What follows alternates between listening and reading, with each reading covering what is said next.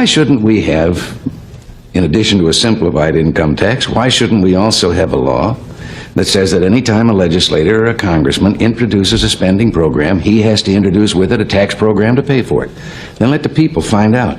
There was a woman that, from a financial firm that was back at the President's Economic Council, and her words weren't quoted. Everybody else's words got in the paper, all the Hellers and the Galbraiths and all the so-called economists.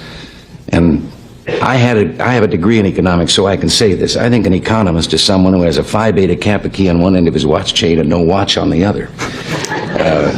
This woman said that you go to the polls and you ask the people, do they want some social service, some program the government can give? And the people in the polls are apt to read and say, hey, that sounds good, yeah. But she says that isn't exactly accurate. She says put a $100 bill in each person's hand, and then show them the program and say, now, isn't that a nice program? Do you want it? Give me the $100. And she says, see what the poll says then, and how many people hang on to the $100 instead of the program. In other words, if it's rather hidden and someone doesn't know exactly where it's going to come from. All the government programs start $1 down and we'll catch you later. And they multiply all of those things that you were...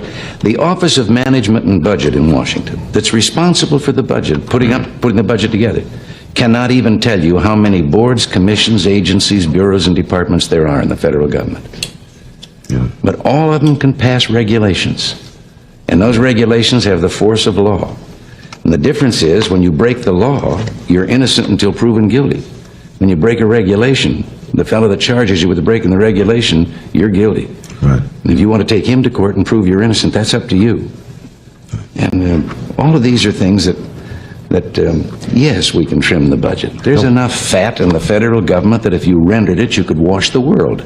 Maybe it's time for realignment between people who might find themselves in the wrong parties.